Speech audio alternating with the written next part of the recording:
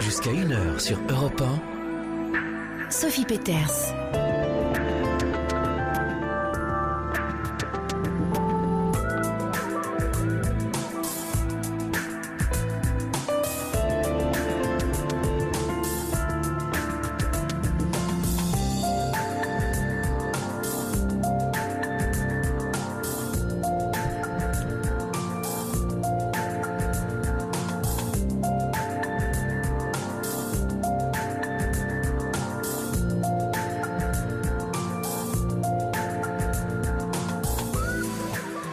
Ce samedi soir où, je l'espère, vous avez pris le temps de souffler un peu, ou peut-être même le contraire. Avez-vous couru toute la journée pour les derniers cadeaux de Noël? Le sujet des équilibres entre vie professionnelle, vie privée, entre trouver des moments seuls et être avec des amis fait toujours beaucoup réfléchir pour savoir où et comment trouver la meilleure méthode. De méthode, il n'y en a pas vraiment, comme dans tous les sujets qui touchent à nos façons de vivre. En revanche, la ressource consiste pour chacun à prendre la mesure de son équilibre, puisque d'équilibre il s'agit, à débusquer les freins imaginaires, à trouver les aménagements possibles et à choisir les priorités. Alors en période de crainte, la tendance est plutôt à chercher de la réassurance. Ça peut être au bureau faire acte de présence ou retarder le moment de retrouver un univers familial chahuté peut en être aussi une autre. Nous ne sommes pas non plus égaux face au rythme de travail entre les matinaux et les nocturnes. Un besoin de liberté dans le temps peut amener chacun à composer une gestion à sa mesure. L'enjeu consiste à définir sa zone de confort. Et si elle venait, bien entendu, à s'opposer à la culture de l'entreprise ou au milieu familial, à la négocier au plus juste. Le piège étant de ne pas tomber dans la supposition de ce que l'autre, mon chef ou mon conjoint, attend de moi, en s'interrogeant sur qui je satisfais, moi-même ou l'autre. Et de ne pas faire l'impasse sur le dialogue, autant avec ses proches qu'avec ses collègues. Le choix ne sera en aucun cas une réalité fixe et pérenne du côté professionnel comme du côté personnel, l'équilibre étant l'art de bien vivre ses extrêmes. Et c'est justement cet art-là que nous cultivons tous ensemble dans la Libre Antenne. Quentin et Corentin vous accueillent au 39 21 et c'est Jonathan qui réalise cette émission.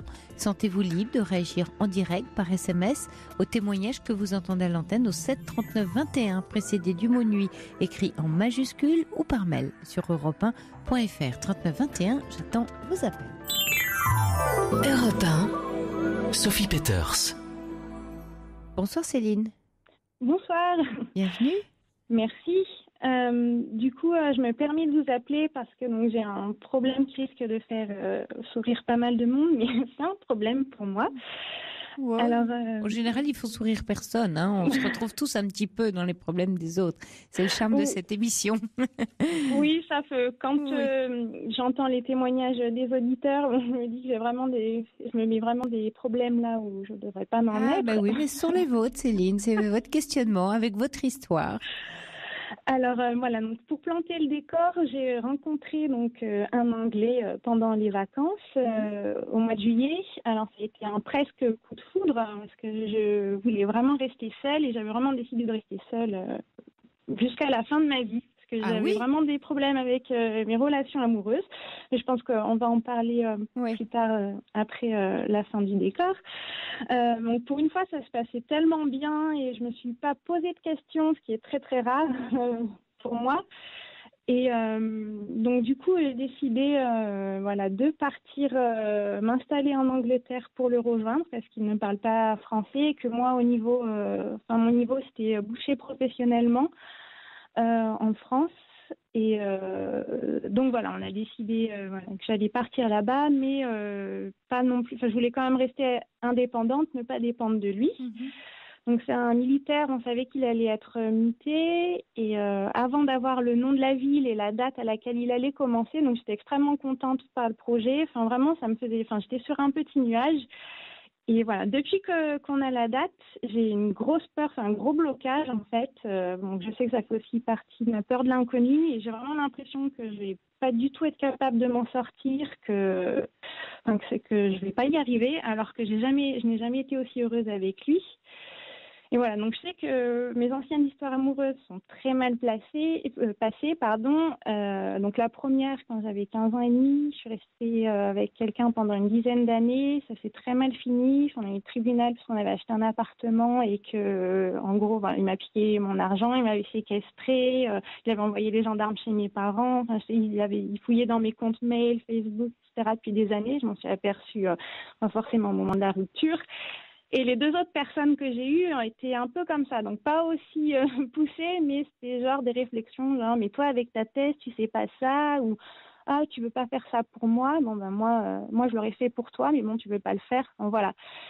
Et donc voilà, du coup je sais que ça joue un peu sur ma peur de l'inconnu et l'impression de pas du tout être capable de m'en sortir. Donc je le sais. Mais pourtant, c'est là, quoi. Enfin, et dernièrement, j'ai commencé à avoir des plaques dans les cheveux qui sont apparues parce que ça me stresse, ça me travaille vraiment, en fait. Ouais. En même temps, ces hommes-là qui n'ont pas été bons pour vous, vous avez réussi à les quitter. Oui. Et même à vous défendre, aller au tribunal. Donc ça, c'est une capacité. Vous êtes quand même sorti des griffes où vous étiez allé vous mettre. Et ça, c'est votre force. Ça m'a pris du temps parce que, par exemple, pour le premier, j'ai pu vraiment m'en apercevoir et vraiment Vous étiez toute jeune, Céline. Oui. Bah oui, il fait de l'expérience. Moi, dans la question, quand vous avez dit je vais pas être capable d'y arriver, en parlant de ce départ en Angleterre, est-ce que de ne pas y arriver sur le plan de cette relation sentimentale eu égard à vos expériences passées, ou de ne pas arriver à m'installer ou à me sentir bien dans un pays étranger, où se place cette croyance sur je vais pas être capable de... Sur quoi vous vous basez pour vous dire ça ? C'est vraiment sur l'installation, en fait, en Angleterre. D'accord. Parce que sur la relation, là, j'ai pas de questions. Mais ok. Et donc, si on regarde sur l'installation, justement, en Angleterre, qu'est-ce qui vous fait penser parce que souvent, quand on pense qu'on va pas y arriver, on a des petits signes, on croit savoir des choses sur soi, où on se dit c'est sûr qu'en étant comme ça, je vais pas y arriver. C'est quoi ce qui vous fait penser que vous allez pas y arriver ? Déjà, je me débrouille bien en anglais, mais je suis pas complètement bilingue. Mais bon, j'ai beau savoir qu'une fois là-bas, puis mon copain ne parlant pas français, je vais réussir à communiquer. Ça me fait vraiment peur. Ensuite, professionnellement parlant, je me cherche quand même un peu parce que j'ai fait un doctorat, mais c'est très bouché dans mon niveau, au niveau universitaire. Dans quel domaine ? En sciences de l'information et de la communication. D'accord. Et j'avais un peu, l'impression d'avoir fait le tour. Je suis plus vraiment passionnée. Du coup, je pense qu'il y a une grosse pression qui s'est finie à la fin de la thèse, parce que ça correspondait aussi avec la fin de l'affaire du tribunal avec le premier copain. Et du coup, j'ai pas vraiment envie de refaire des sciences de l'information et de la communication. J'adore l'enseignement, mais au niveau professionnel, il y a quelques petites choses, je sais que je n'ai pas vraiment envie de faire, mais j'arrive pas à me positionner, et du coup, ça me fait vraiment peur, parce que qu'est-ce que je vais faire là-bas ? C'est surtout ça, la peur.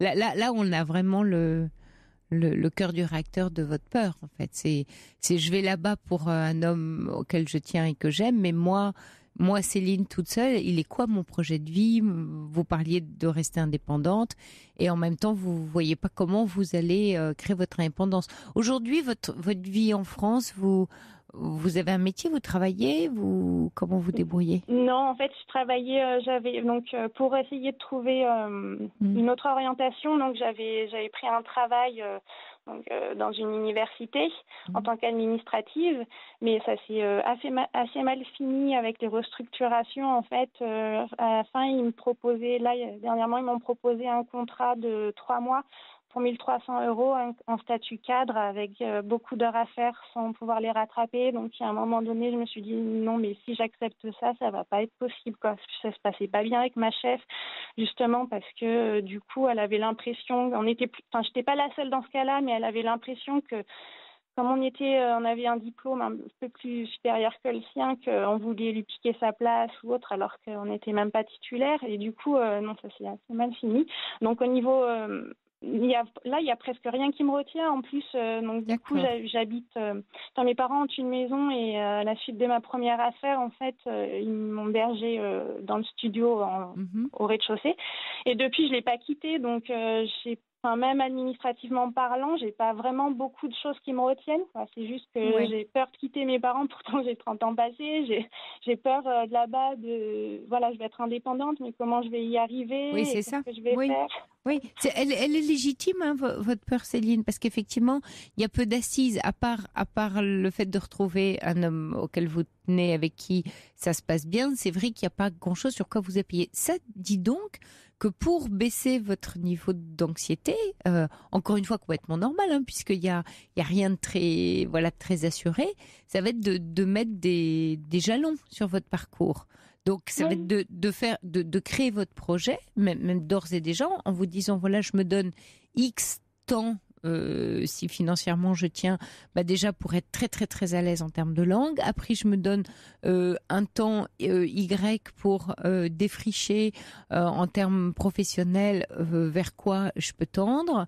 Donc, un peu d'enquête, vers quoi je peux... Vous voyez, vous allez commencer à préparer step by step, pour parler anglais, votre installation en disant, voilà de quoi j'ai besoin, de me sentir très, très, très à l'aise en anglais. Donc, ça va être le début. Puis ensuite, en numéro 2, ça va être professionnellement où je peux me situer, donc faire une petite étude de marché pour voir en fonction de mes compétences, faire du réseau, et ainsi de suite. Parce que si vous regardez le départ et l'installation comme quelque chose vous voyez, en totalité, comme un paquet total, là, ça vous fait trop peur. Il faut le découper, ce paquet, le découper en étapes.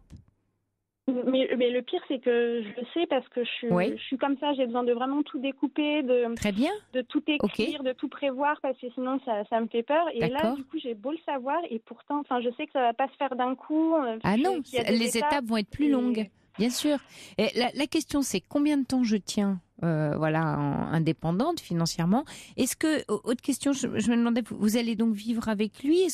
C'est quoi votre expérience de vie avec lui? Vous l'avez rencontré cet été, vous avez déjà un peu partagé du quotidien avec lui ou jamais? Oui, tout à fait. Oui, on essaye de se voir une fois par mois en fait. Mais par contre, non, déjà on va pas, dans un premier temps, on va pas habiter ensemble. Disons que quand ça arrivera, je voudrais que ça arrive parce qu'on a décidé tous les deux. Je veux pas que lui se sente obligé, en fait. Alors vous allez habiter seul là-bas? Oui, c'est ça. C'est la grande indépendance. D'accord. Votre décision de partir là-bas, c'est... elle n'est seulement motivée par lui ou elle est aussi motivée par quelque chose d'un peu plus large, un peu plus personnel pour vous, qui est justement faire une vie dans un autre pays, parler couramment anglais? Est-ce qu'il y a d'autres choses ou c'est seulement l'histoire d'amour qui vous... Non, il y a de ça aussi. J'ai toujours aimé l'Angleterre et j'avais toujours espéré un jour pouvoir passer quelques temps dans un pays. Mais c'est toujours pareil, je suis la reine pour faire des projets et puis au dernier moment, trouver des excuses pour pas y aller. Je n'avais pas pensé forcément à l'Angleterre avant de le rencontrer, même si j'aimais beaucoup ce pays. Je pensais plutôt au Japon. Mais j'avais commencé à faire les papiers pour le programme vacances-travail quand je rentrais encore dans l'âge. Mais après, je trouvais des excuses, toutes les excuses qu'il fallait pour abandonner le projet, en fait. Et là, en fait, il y a moins d'excuses, j'allais dire entre guillemets, parce que le fait d'être amoureuse de cet homme, ça vous donne un drive, ça vous entraîne vers ça. Oui, tout à fait. Même s'il m'avait dit, la première fois qu'on s'est rencontrés, il m'a dit je veux quitter mon pays, mon travail pour toi. Mais je pense que c'est quand même mieux que ce soit moi qui fasse ce chemin-là. Voilà. En tout cas, je me sens, disons que je me sens pas obligée. J'ai envie de le faire, mais j'ai besoin d'un peu de courage pour passer le plus grand pas. En fait. Oui, et quand vous dites que vous avez même des symptômes physiques que vous somatisez, quand vous essayez de vous détendre un peu, est-ce que, alors, outre ce qu'on vient de dire sur de quoi est faite votre crainte, effectivement, où là, je parle pas encore super bien anglais, j'ai pas de point de chute, est-ce qu'il y a d'autres éléments qui comme ça viennent? Vous n'avez pas quitté vos parents aussi? L'Angleterre, c'est pas loin. Oui, non, mais c'est vraiment pas loin maintenant, En fait, mon souci, c'est un souci, c'est de famille, hein, c'est qu'on n'arrive pas à arrêter le cerveau. J'arrive pas à arrêter le cerveau et ça tourne en boucle en fait, et c'est ça qui participe aussi à l'angoisse. Très bien, mais servez-vous de votre cerveau autrement. Ok, il tourne tout le temps, mais à ce moment-là, ah bah oui, mais vous pouvez. Vous voyez, c'est qu'est-ce que je fais avec mon cerveau pour arrêter d'avoir toujours le même disque qui tourne. C'est comment je change le disque du cerveau. C'est pas arrêter mon cerveau. Votre cerveau, vous n'avez pas l'arrêter. Si vous êtes très cérébral à vous poser 20 000 questions, mais à ce moment-là, plutôt que d'avoir un disque rayé qui raconte absolument toujours la même chose sur lequel vous n'avez pas la main, c'est à chaque fois qu'une pensée vous vient en boucle, vous interrogez cette pensée. Le principe, c'est de dire, ok, hop, je suis assaillie par toutes ces pensées. Bon, je les pose, voire je les écris. Et puis, je les interroge. Laquelle est vraie, laquelle n'est pas vraie? Oh, bah oui, non, mais ça tient pas la route. Ah oui, ça, par contre, oui, ça, c'est vrai, ça compte. Bon, alors, qu'est-ce que je peux faire de ça? Servez-vous de votre cerveau, tant mieux. Vous en avez un qui fonctionne à plein régime. Bah, faites-en quelque chose. Oui. Oui, mais il s'agit vraiment de ça, hein, Céline. Vous avez en plus un niveau de doctorat, vous savez raisonner, donc vous allez ouvrir. Oui, bah bien sûr. C'est pas rien. Ça fait pas tout non plus. Non, ça veut dire que vous savez l'entraîner. Donc servez-vous-en dans le bon sens. Donc vous dites que vous êtes assez organisé, vous allez vous acheter un joli cahier qui va s'appeler Angleterre, Londres, ce que vous voudrez, voilà, sur lequel vous allez écrire à peu près toutes les angoisses et les inquiétudes, et vous allez les verbaliser, les mettre en mots de ce qui vous obsède en ce moment. Hein. Il faut absolument que tout ça sorte pour pas que ça pourrisse à l'intérieur, que ça vous obsède, que ça vous détruise, parce que là vous dites que même vous avez des symptômes physiques, donc il faut absolument vous les délivrer, et puis peut-être petit à petit les regarder en les interrogeant, parce que déjà rien que le petit travail là qu'on fait ensemble, vous voyez bien que quand on regarde la totalité du projet, de dire voilà, en plus vous avez déjà la date, mais la date sans rien de précis derrière. C'est quand la date d'ailleurs, Céline? C'est le 9 janvier, mais du coup moi, très vite. Ce qu'on s'était dit, c'est que je cherchais du travail ici, en France, et que je partirais m'installer vraiment quand j'en aurais trouvé un, donc... Normalement, je partirai pas non plus comme ça, mais... vous partirez quand vous aurez trouvé un stage, c'est ça vous avez dit? Un travail là-bas. En fait, ce que je veux dire, c'est que je partirai pas comme ça dans l'inconnu. Là, pour le moment, je vais faire des allers-retours pour postuler, pour quand même découvrir la nouvelle ville et puis voir mon copain aussi. Mais je partirai pas non plus... Super, donc vous allez faire des étapes. Vous allez faire en fait des grands séjours là-bas, un peu longs. Oui. Voilà, pour regarder de quel budget vous avez besoin, repérer pour un travail. En même temps, si vous devez passer des entretiens, il faut que vous ayez un bon niveau d'anglais. Peut-être que vous pourriez aussi mettre à profit le temps que vous avez en France pour monter votre niveau d'anglais aussi. En fait, mon niveau d'anglais est bon. Moi, j'ai pas vraiment confiance en moi, donc j'ai plutôt tendance à penser l'inverse. Mais j'ai aucun problème pour me faire comprendre et pour comprendre les Anglais quand je suis là-bas, sauf quelques accents particuliers, mais... mais j'ai jamais eu de problème. D'accord. C'est moi qui me... oui, c'est moi qui... Barrière. Oui. À quoi ça vous sert de ne pas avoir confiance en vous, Céline? Je ne sais pas, mais si j'avais la solution pour avoir confiance en moi ou une meilleure estime, je la voudrais bien. Quelle est l'histoire que vous vous racontez à vous, parce que là, vous êtes en train de mettre les conditions qui vous vont bien, les conditions de vie. Vous avez votre amoureux, le travail, un nouveau pays. Et on dirait que tout d'un coup, ça bloque parce que jusqu'à présent, vous avez connu plutôt des expériences pas très heureuses. Ouais. Et donc, la capacité que ça interroge, c'est mais ai-je la capacité d'être bien et heureuse dans ce qui me plaît vraiment? Et j'en doute, puisque je ne l'ai pas eu avant, cette capacité. Je n'ai pas été capable d'être heureuse avant. Alors, qu'est-ce qui me prouve que je vais savoir avoir une jolie vie en Angleterre? Il est là, votre problème, Céline. Et effectivement, c'est que c'est créer de nouvelles expériences. Donc, on peut pas... Vous voyez, c'est un peu le serpent qui dit « j'ai pas confiance en moi ». Mais vous ne pouvez vous faire confiance que si vous créez de nouvelles expériences sur lesquelles vous appuyez. On peut pas rester dans son lit en disant « ah, mais j'ai pas confiance en moi et j'attends que ça me tombe du ciel ». Non, ça marche pas. Et on peut pas non plus se dire « j'ai vécu... » et vous avez 32 ans, j'ai vécu des histoires amoureuses un peu destructrice pour mon estime, pour ma valeur. Je sais pas, voilà, si je peux bien m'aimer, si je vaux vraiment quelque chose. Bon, j'ai réussi un diplôme, mais qu'est-ce que ça vaut? J'ai pas trouvé de travail. Vous racontez un peu tout ça dans ce sens-là. Ouais. Et trouver de la confiance en soi, c'est prendre un risque, celui que vous êtes en train de prendre. Pas en se disant ça va marcher coûte que coûte, mais ça vaut vraiment le coup que je le prenne ce risque-là parce que c'est le seul moyen de trouver de la confiance en moi. Et après, d'avoir un peu de fierté, de dire waouh. D'abord, d'avoir déjà la fierté du projet que vous avez, déjà, c'est un pas. Puis ensuite, pas à pas, à chaque fois vous allez y aller, de rentrer, d'être très froide, si vous voulez. Ok, il y a votre cerveau, mais émotionnellement, d'être très pragmatique. Quand je dis froide, d'être pragmatique dans ce que vous avancez, pas à pas. Et pas de passer votre temps à juger ce que vous êtes en train de faire pour savoir si c'est bien, pas bien. Ne jouez pas la maîtresse d'école avec vous, en d'autres termes. Oui. Ah, ça vous fait rire, ça. Ça me fait rire parce qu'elle est tout le temps là, elle. Oui. C'est ça. Toujours c'est bien, c'est pas bien. Voilà. Oui. Oui, mais alors, quand vous jugez, alors que vous êtes en pleine croissance et démarrage de projet, ça sert à rien. Qu'est-ce qu'on juge dans ces cas-là? On juge à l'aune de quoi? À rien de réussi, à rien de tangible. Alors évidemment, du coup, résultat, vous n'avez pas confiance en vous. On peut pas avoir confiance en soi dans ces cas-là. La confiance, elle vient presque un jour où, j'allais dire, on s'y attendait plus, où on s'attend pas, c'est qu'on se rend compte tout d'un coup qu'on a confiance. Mais pourquoi on a confiance? Parce que on a développé des capacités, des choses qu'on a fait, et ça nous a procuré de la satisfaction, et on voit que ça fonctionne, et on voit qu'on a un peu de succès, et du coup voilà, la confiance, c'est vraiment quelque chose qui se crée dans l'expérience. D'accord. Ça s'achète même pas sur Internet et ça s'offre pas à Noël, vous vous rendez compte?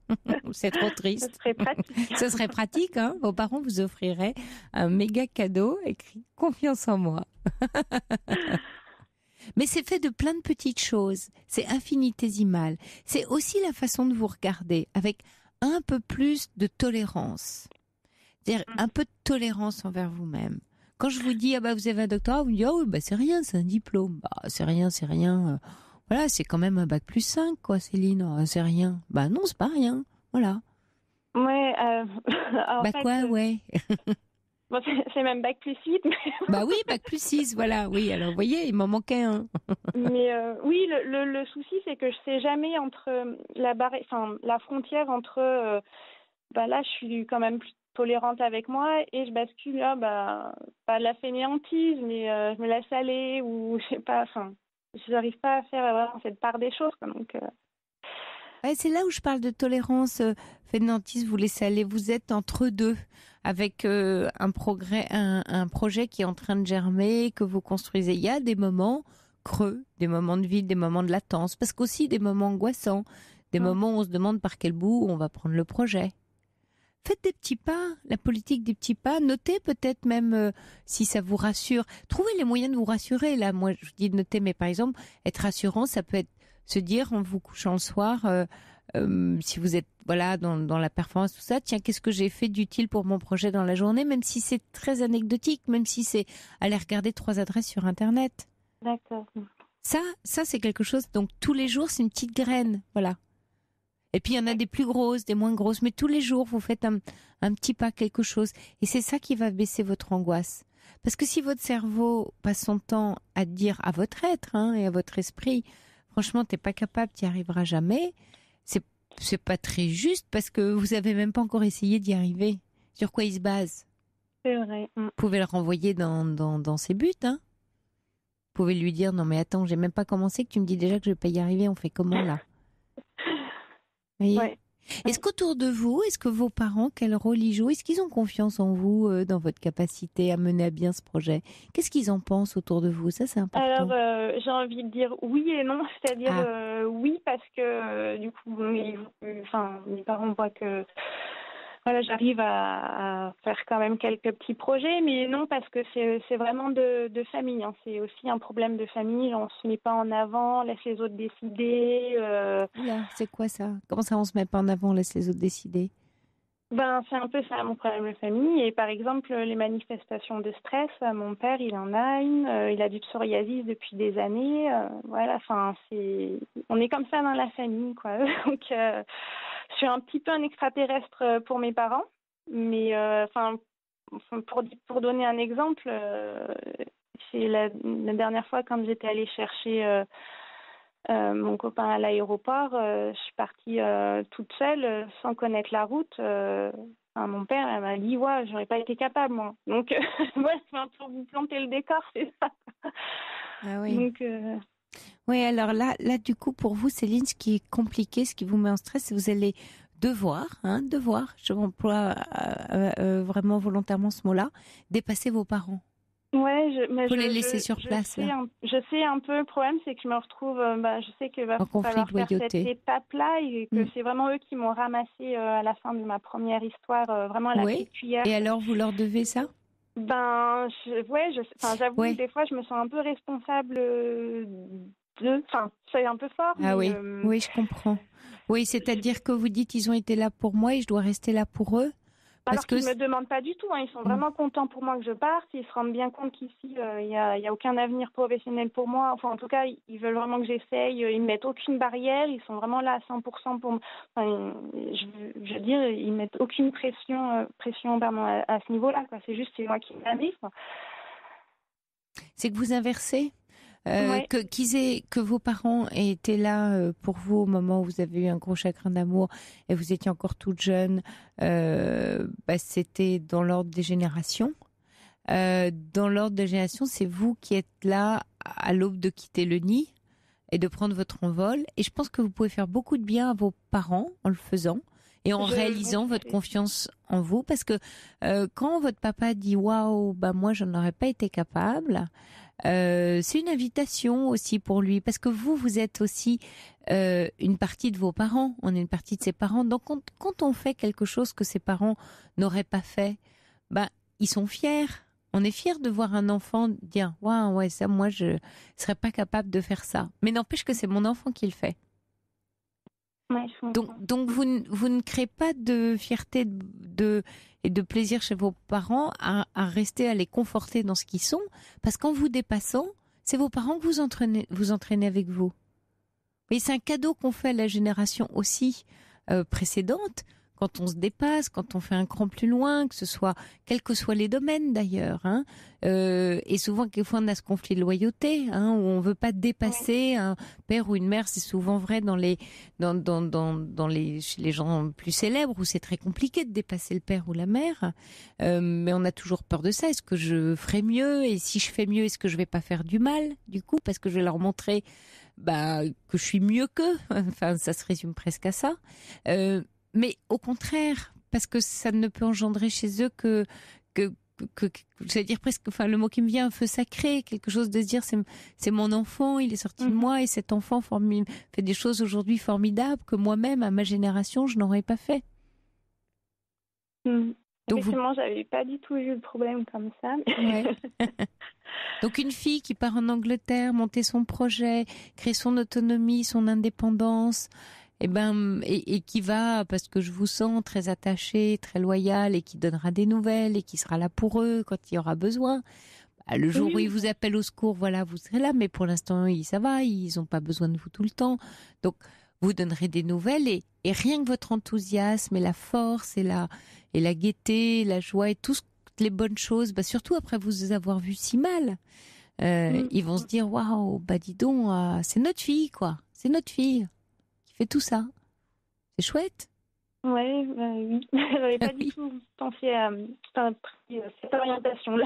Mais oui. Quand vous avez eu votre doctorat, Céline, ils ont été fiers de vous, vos parents? Oui. Oui, parce que oui. Mes parents n'ont jamais fait d'études. C'est formidable. Eh oui, vous leur avez fait ce cadeau-là. Ils n'ont jamais fait d'études et leur fille va jusqu'au doctorat. Ouais, non, c'est bon. J'avais pas vu ça comme ça, mais oui. Et début janvier, elle part en Angleterre. Waouh. Ouais. Voilà, et elle va être bilingue. Et puis elle va peut-être travailler là-bas et faire une vie là-bas. Eh oui, vous les emmenez avec vous quelque part. Vous leur permettez de vivre une part d'eux qu'eux ne vivraient pas autrement. Exactement. Bon, alors là, vous allez remettre le logiciel dans le bon sens, hein, Céline.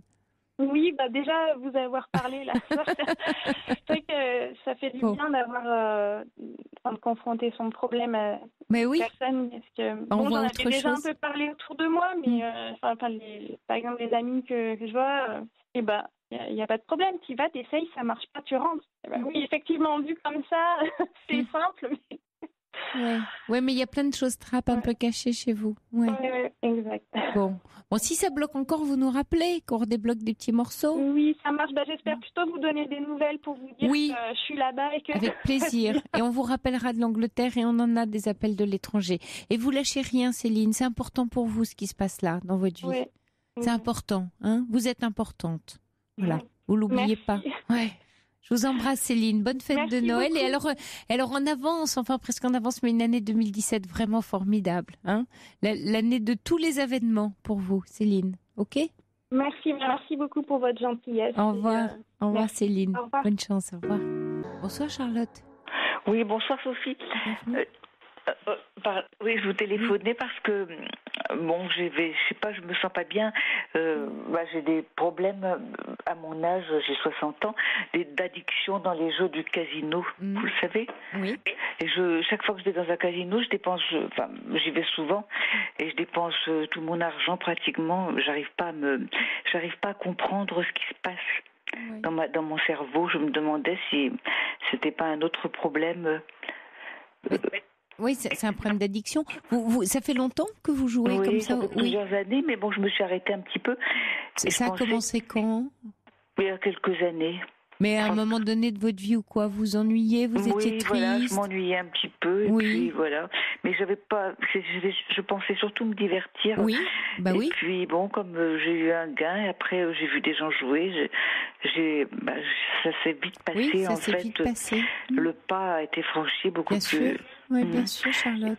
Oui, parce vous savez, tous les gens qui jouent au jeu, on est toujours dans l'espoir de gagner. C'est toujours un défi au destin, un plaisir, une excitation. Après, c'est quand ça devient addictif, c'est-à-dire addictif, on peut plus faire autrement que de jouer, que ça commence à devenir un problème. Et c'est là où vous en êtes. Et quand est-ce que ça a basculé assez vite comme ça ou... Pas très vite, mais au bout de peut-être une année, ça a basculé comme ça. Au départ, c'était pour le divertissement, j'aimais bien, et puis je gagnais 20 €, 30 €, j'aimais bien, et puis après, je sais pas. Maintenant, on dirait que j'atteins un gros gain. Je suis un petit peu perdue là devant des machines à sous. Je joue jusqu'à mon dernier sou. J'en reviens ce soir, c'est pour ça que je vous téléphone, parce que je suis pas trop bien. Je me suis dit peut-être que vous alliez pouvoir me donner peut-être pas une explication, mais peut-être... Oui, si, je peux vous en donner une et surtout vous indiquer quoi faire si vous voulez vous en débarrasser. Mais sachez que, c'est pas facile parce qu'en fait, ça agit exactement comme une drogue, comme peut agir la cocaïne ou les amphétamines, hein, dans tout ce qui est de l'ordre des addictions. Et donc, ça maintenant entraîné chez vous un mécanisme neurobiologique, vous voyez, de plaisir, récompense, excitation, c'est-à-dire les neurotransmetteurs vers le cerveau. C'est ça qui a fait tomber dans l'addiction parce que, en fait, il y a des mécanismes cérébraux qui sont rentrés, si vous voulez, en fonctionnement en y trouvant au départ un mécanisme qui vous paraissait tout simple et puis tout d'un coup, ça c'est d'une consommation un peu ludique. Vous avez plus pu la contrôler en fait. Et voilà, c'est ça. Et puis c'est vrai que j'ai essayé de comprendre. J'ai lu un petit peu sur internet et ils expliquent exactement comme vous. Mais donc qu'est-ce qu'il faut ? Il faudrait qu'en fait que je n'y aille plus jamais. Il faut que vous fassiez un peu aider parce que si vous voulez, en fait, vous êtes obligé de reproduire tout le temps votre comportement pour obtenir un sentiment d'être libéré. Exactement aussi comme le tabac, comme si vous voulez toutes les drogues, on a besoin d'y retourner pour sentir un sentiment d'apaisement. C'est bien pour ça d'ailleurs que vous y allez. Puis après, vous avez l'effet désagréable de vous dire « Oh là là, mais je suis en danger, je vais perdre mon argent. » Parce que si vous voulez, les cellules du cerveau, elles s'habituent à la libération de la dose. Donc à chaque fois, exactement, que je pourrais vous prendre le tabac ou l'alcool. Donc les mises doivent être augmentées pour provoquer l'effet recherché. Mais en plus, je le sais ça, puisque j'ai lu, j'arrête pas de lire. Ah oui. Et puis malgré tout, on n'arrive pas à se contrôler. Donc, non, toute seule, non. Est-ce que vous, alors, comme vous êtes déjà bien au courant et que vous avez lu des choses, oui, je m'intéresse à ça puisque je sais comprendre. Bien. Oui, bien sûr, que vous avez bien. Alors, est-ce que vous avez déjà consulté un psychiatre ou un psy spécialiste dans les addictions? Non, pensais... un psy, oui. Je pensais, puisque je pensais peut-être voir un psychologue. On m'avait conseillé au casino un psychologue plutôt qu'un psychiatre, non? Oui. Puis bien sûr, il y a pas de souci, Charlotte. Ce qu'il faudrait, c'est que vous restiez pas seule, parce qu'il faut qu'un professionnel qui connaît bien les phénomènes d'addiction. Peut-être que au casino, ils ont quelqu'un, c'est ça, qui travaille. C'est-à-dire qu'ils m'ont donné, j'en avais parlé, ils m'ont donné un imprimé avec.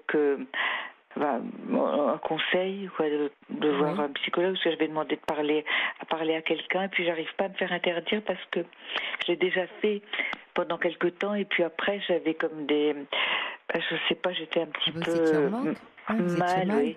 Donc je me demande si le contrat, j'avais pensé qu'on arrive peut-être à se contrôler un jour, mais est-ce que on y arrive vraiment? Alors en fait, si je vous prends un autre type d'addiction, par exemple comme le tabac ou un non-fumeur va dire un fumeur, mais c'est une histoire de volonté.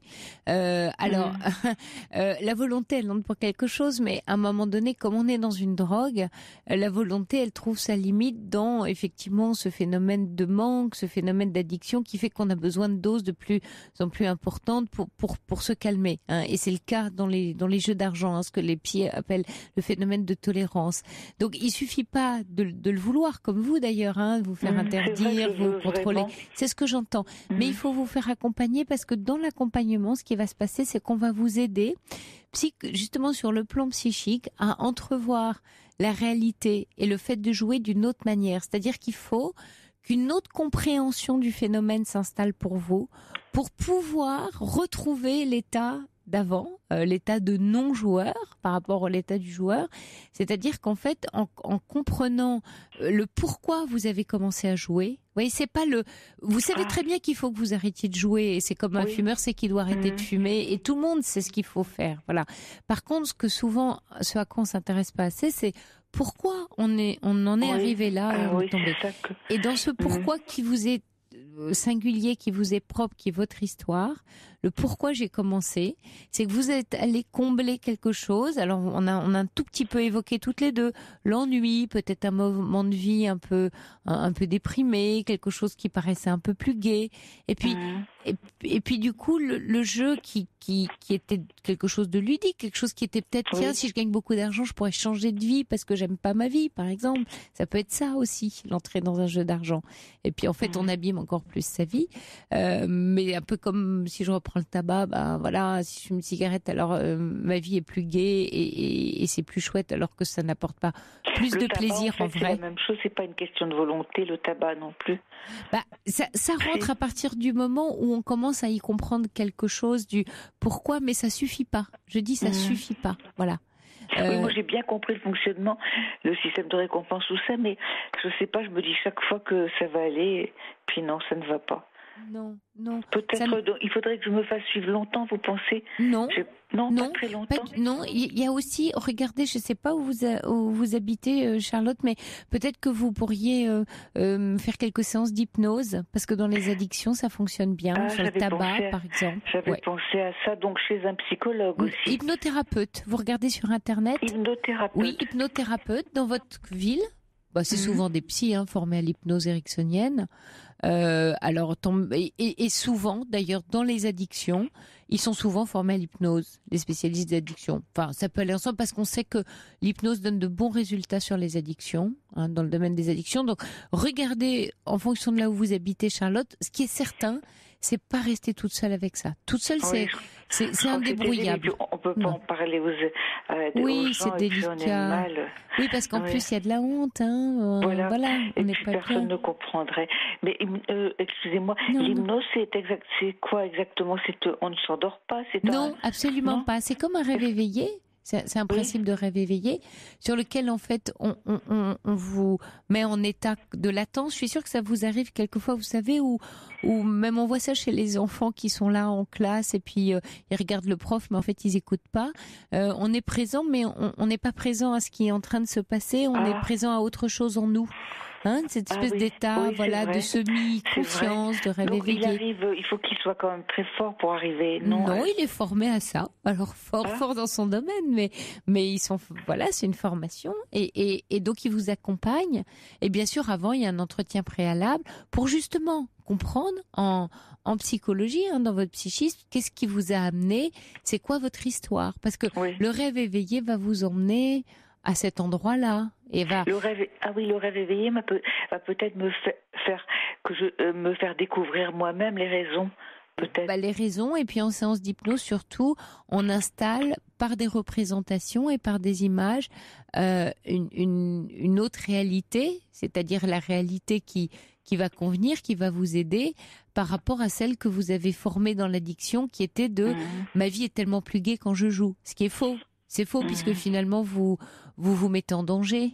Oui, c'est ça. Et puis vraiment... Il y a René qui demande vous mettez en danger jusqu'à quel point? Jusqu'à... Dans danger financièrement? Oui, financièrement aussi, oui. Ouais. Mais je vous remercie parce que j'ai pas pensé à l'hypnose, mais c'est vrai, peut-être. Moi, je voyais l'hypnose un petit peu en étant endormi comme ça, et puis c'est pas du tout ça. Non, c'est ça le arrive. Cerveau qui va être réceptif. Oui, alors. exactement.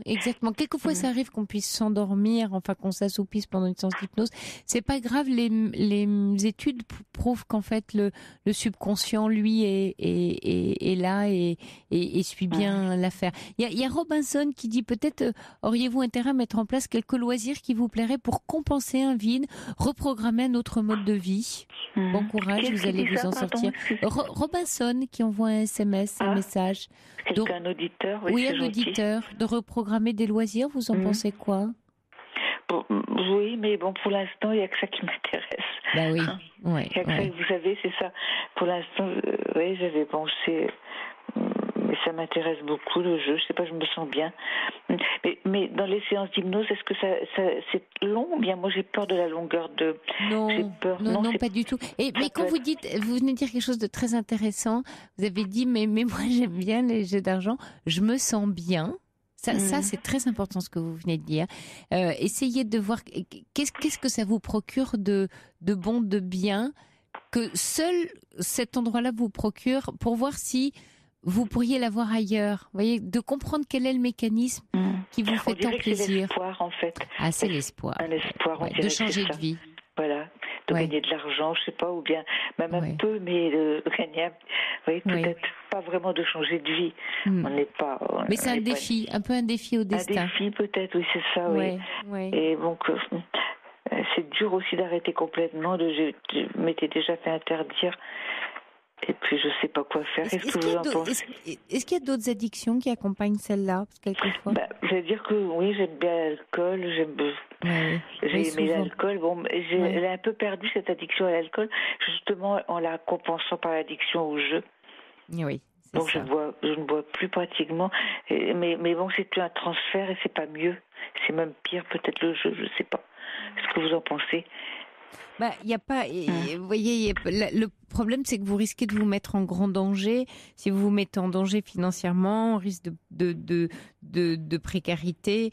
Et on sait qu'une prise en charge de l'addiction au jeu d'argent, ça va plutôt vers une évolution positive en général. Donc, je vais faire ça. Oui, je pensais pas que vous pouvez. Je me suis dit que ça devait être difficile de trouver quelqu'un qui puisse m'aider. Non, vous êtes dans une grande ville, s'il y a un casino pas loin. Oui, je suis dans une grande ville. Mais bon, les médecins, tout ça, on sent que les médecins ne comprennent pas ça. Non, il faut que vous voyez un psy, bien sûr. Psychologue plutôt que psychiatre, oui. Psychiatre. Comme vous voulez. J'allais dire, ce qui est important pour vous, c'est que ce soit quelqu'un qui connaisse bien les mécanismes d'addiction et qui ait qui soit formé à des protocoles, que ce soit l'hypnose, la systémique, à certains protocoles pour vous aider à vous accompagner.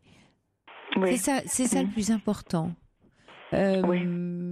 Tous les psys ne sont pas formés non plus à l'hypnose et aux jeux, tous, aux non, addictions. non, mais regardez, vous tapez hypnothérapeute, hein, c'est comme ça que ça s'appelle. Un thérapeute, c'est un psy. Tout de suite en vous quittant, oui. Voilà. Et puis si vous avez des soucis, Charlotte, vous rappelez Quentin ou Corentin, et puis on vous accompagnera dans vos recherches.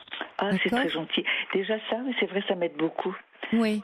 Oui, il y a Rika qui dit ça marche aussi pour l'excès de nourriture, l'hypnose, dit Rika. Oui. Mais prenez quelqu'un qui a pignon sur rue, qui est installé, qui est bien formé, et vous allez être accompagné. Écoutez, vous verrez aussi que vous n'êtes pas seul. Hein, il y a quelquefois des séances de groupe. Ça peut aussi vous aider, voilà, de ne pas rester seul avec. Oui, c'est ça, avec peut-être. ça.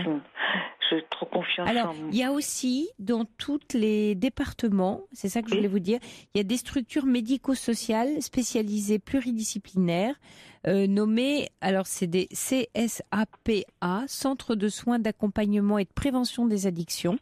Je le mettrai, si vous avez Internet, Charlotte, je le mettrai sur la page Facebook de la Libre Antenne pour vous. Ah oui, je ne savais pas que vous aviez une page Facebook. Oui. C'est la Libre Antenne. C'est la Libre Antenne du week-end, vous verrez.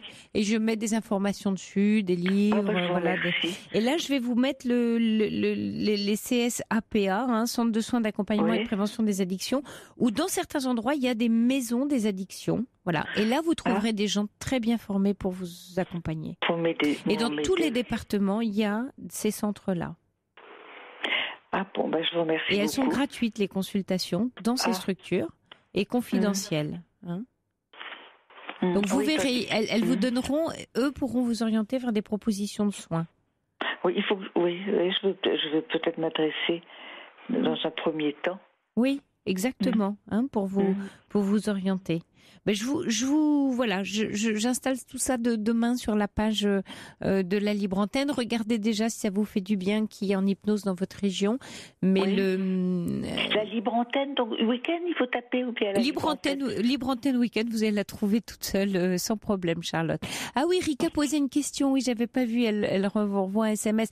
Est-ce que ça fonctionne pour la nourriture? Oui, en fait, tout ce qui est ce qu'on appelle les thérapies cognitivo-comportementales, c'est-à-dire qui touchent au comportement et à la connaissance du comportement, c'est ça que ça veut dire, sont très adaptés à tout ce qui touche à nos comportements. Donc l'addiction, c'est de l'ordre de nos comportements. Voilà.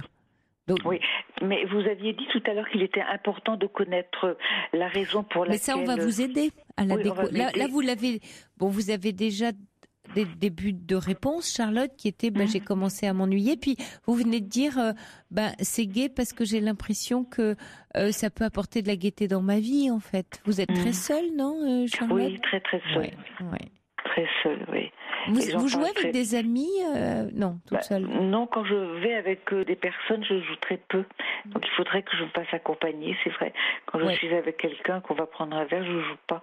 Parce que j'arrive à ne pas jouer et puis je ne veux pas que les personnes le sachent. Ouais, c'est comme de la honte, hein, ça fonctionne comme de la honte. Ouais. Mais personne ne veut, mais on ne veut pas souvent, très peu de personnes veulent aller jouer dans ce genre d'endroit. C'est vrai que c'est pas, pour ceux qui ne sont pas joueurs, ça n'a rien d'intéressant. Et vous avez des amis joueurs? Non. Non. J'en ai plus, non. J'en ai plus. Non, je les ai perdus parce que d'abord ils se sont ruinés. Ils n'y vont plus. Oui, ils sont dans un drôle d'état. Je devrais comprendre en les voyant. En voyant ce qu'ils sont devenus. Mais alors ça, vous savez, c'est terrible, Charlotte, mais c'est comme quand on fume. On a beau écrire, vous vous rendez compte que quand on fume, il y a écrit fumez-tu sur les paquets, mais c'est comme si je vous disais d'aller acheter un sandwich où il y a écrit si vous mangez ce sandwich, ça va vous tuer, ou on le mangerait pas. Et pourtant, on arrive à fumer. Même, oui. Voilà. Donc ça, vous dire que vous avez des amis qui se sont retrouvés à la rue pour des jeux d'argent. Vraiment très dans un très piteux état. C'est ça, mais c'est comme toutes les drogues, c'est pas en voyant les dégâts, c'est pas ça qui nous fait arrêter. Ce qui nous fait arrêter, c'est de comprendre où se situe le besoin qu'on en a, et est-ce qu'on en a encore besoin, quel vide ça remplit, à quoi ça correspond dans notre histoire, et à prendre aussi la mesure et la conscience à prendre une décision. Si je reprends par exemple la cigarette, mais pareil pour le jeu d'argent, c'est de dire est-ce que ça vaut le coup, parce que si vous faites aujourd'hui le compte entre gain et perdre, vous avez beaucoup plus perdu que gagné. Bien sûr. Voilà, Oui. comme le fumeur entre le plaisir qu'il a de fumer et la santé qui s'est abîmée. Donc à un moment donné, c'est la prise de conscience de dire ok, est-ce que j'ai envie de continuer à vivre comme ça? Vous, votre réponse, on la sait déjà, c'est non. Non, j'ai pas envie de continuer. Parce que ça va se jouer à cet endroit-là, Charlotte, pour vous. Est-ce que j'ai encore envie de continuer? Pas du tout, non, j'ai envie de... Vraiment, je suis dégoûtée. Bon. Je n'ai pas une idée de moi quand je sors de là, je me méprise. Je sais pas, c'est peut-être une question d'estime de soi aussi. Peu d'estime de soi. Bien sûr, parce que dans tous ces systèmes d'addiction, plus vous versez dedans et plus vous détruisez votre estime de vous en cascade. Donc c'est très dur de s'en sortir après. En fait, ce qui joue, c'est pas tant, bien sûr on a dit un peu la volonté, mais plutôt le désir d'arrêter. Ça c'est le plus fort. Sur une échelle, vous voyez, de 0 à 10, Charlotte, vous me diriez que votre désir d'arrêter se situe où? C'est-à-dire, moi, c'est pas vraiment un désir d'arrêter, c'est un désir de contrôle. Mais bon, ça ne peut pas exister. Et non. Comme le tabac. Il y a des gens qui vous disent oui, non, mais moi j'en fume que 4 par jour. Bah oui, mais n'empêche, on est fumeur. En fait, il faut arrêter définitivement. Ouais, vous contrôlerez pas. Et un jour peut-être. Comme les grands fumeurs, hein. Voilà. Un grand fumeur qui dit oui, mais je vais en fumer que 2, oui, mais dans un mois il est à 20. Et quel que soit, vous pensez, même si j'arrêtais, que je me faisais interdire, même 5 ans après, je ne pourrais plus jamais y retourner, puisque ça recommencerait, enfin, je ne serais pas guérie. Mais oui. C'est à vie. Le cerveau, il est marqué à vie, alors. C'est incroyable. C'est marrant, vous savez tout, hein. Je sais tout et puis vous savez tout. Oui, parce que vous avez vraiment, vraiment besoin d'être aidée. C'est pas possible toute seule. Bien sûr que vous n'y arrivez pas, Charlotte. Vous avez bien fait d'appeler ce soir. Oui, j'ai voulu, parce que je vous entends, là, je vous entendais parler avant, et puis je sais pas, c'est vrai que c'est tellement logique, enfin, on comprend bien quand vous expliquez, on comprend. Non, vous êtes mignonne. Mais surtout, restez pas toute seule avec ça, parce que vous avez, on a besoin d'être pris par la main, on a besoin d'avoir des gens autour de soi. Comme vous dites, comme on a abîmé un peu son estime de soi dans ce genre de comportement, s'il n'y a pas des gens autour de nous qui croient en nous, qui nous tiennent par la main, qui nous aident justement à restaurer un peu de cette estime, on va pas y arriver tout seul. C'est pas vrai. On y arrive pas. Aussi forte, c'est pas une histoire, vous voyez, je suis forte alors je vais y arriver. Mais ça se situe pas là dans la force. Ça se situe dans une forme de bienveillance. Mais ce n'est que dans ce domaine-là où je n'ai aucune volonté, où je n'ai pas de... Ah, c'est intéressant, hein. Ah oui. Vous voulez dire que dans d'autres domaines, je suis quelqu'un de très raisonnable. C'est ça qui me surprend. Donc quand on plonge, c'est ça. C'est intéressant parce que là aussi vous avez une piste d'explication intéressante. C'est votre petit endroit à vous, là où vous avez mis votre endroit de liberté, de non-contrôle. Voilà. Donc, un psy va vous aider à voir à un endroit moins mauvais, moins destructeur pour vous, où est-ce que vous pouvez mettre ça? Parce qu'il va falloir vous en trouver un endroit un peu heureux pour vous, où il y ait un peu plus de liberté. Merci Charlotte de nous avoir appelés. Je pense fort à vous, je mets des infos sur vous, pour vous sur la page Facebook. Et s'il y avait quoi que ce soit et que vous sentez un peu seul dans vos démarches, vous nous rappelez et on vous accompagnera. C'est vraiment beaucoup de bien de vous écouter. Merci Charlotte, bonne nuit à vous. Au revoir. Au revoir. Jusqu'à 1h sur Europe 1. Sophie Peters.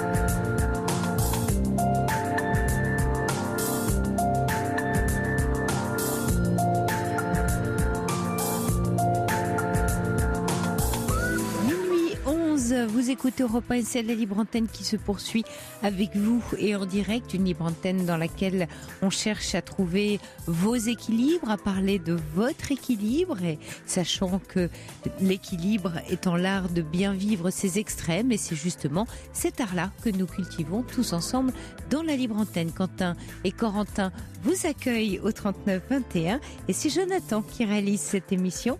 Sentez-vous libre de réagir en direct par SMS au témoignage que vous entendez à l'antenne au 7 39 21 précédé du mot nuit en majuscule ou par mail sur europe1.fr. 39 21, j'attends vos appels.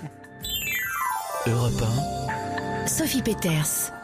Bonsoir Valérie. Valérie ? Excusez-moi, je suis un peu tremblotante parce qu'il faut que je réalise ce qui m'arrive.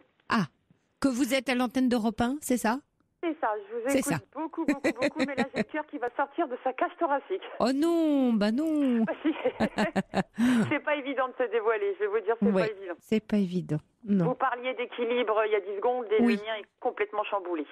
Bon bah justement, on va essayer de revoir comment remettre que ces plateaux de balance retrouvent un peu d'harmonie. Oui.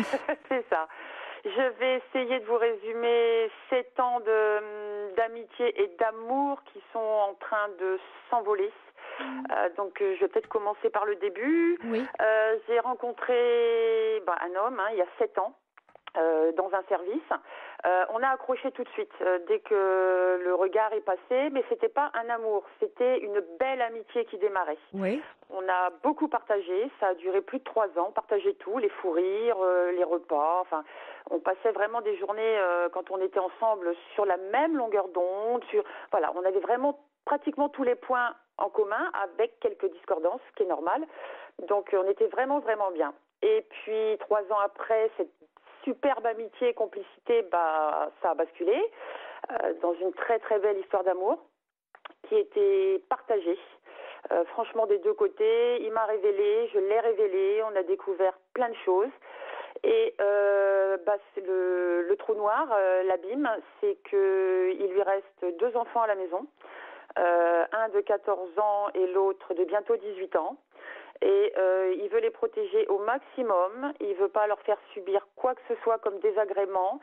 Donc, en gros, il ne quittera le domicile conjugal que quand ses enfants auront une situation. Simplement, le dernier a 14 ans, ce qui fait que pour moi, c'est une attente encore, si tout va bien, de 4 à 5 ans.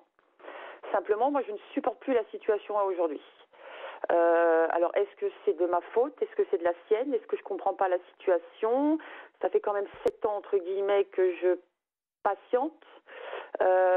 J'ai vraiment besoin qu'on m'éclaire. À 90%, là, notre couple part dans le gouffre. Je me dis que je me raccroche aux 10% qui restent. On s'aime tous les deux à aujourd'hui d'un amour terrible, quoi. J'ai jamais vécu ça dans ma vie, mais il y a ces 2 enfants au milieu et je n'ai pas le droit, moi, de lui dire quoi que ce soit au niveau de ses enfants. Sauf que je ne supporte plus cette situation. Oui. Voilà, je suis un petit peu empiétée dans tout ça. Oui, je comprends. Écartelée entre tout ça. Vous avez dit une phrase importante, Valérie. Vous avez dit dans votre questionnement, est-ce que c'est ma faute ou est-ce que c'est la sienne? Alors déjà, je vous arrête tout de suite. Il y a de faute nulle part, ni la vôtre, ni la sienne. Maintenant, la question que je me posais en vous écoutant, vous avez eu d'abord cette histoire d'amitié très forte, vous dites, pendant 3 ans. Donc on va pas, moi je ne compte plus 7 ans, je n'en compte plus que 4 déjà, 4, parce que l'histoire d'amour c'est 4. Est-ce que dans l'histoire d'amour qui démarrait, vous saviez donc que cet homme était marié et avait 2 enfants? Alors, il n'est pas marié, il n'est pas marié, mais il lui reste ses 2 enfants, et oui, il a toujours été clair. Il lui reste, attendez, il vit avec la mère de ses enfants? Oui. Alors, il se passe plus rien, mais il reste avec pour l'équilibre des enfants. Oui, ok, mais il vit en couple avec la mère des enfants, les 2 enfants dans en foyer. Enfin, voilà, c'est un couple et un foyer. D'accord. Et il vous dit à vous qu'il ne se passe plus rien. N'empêche, ça a basculé.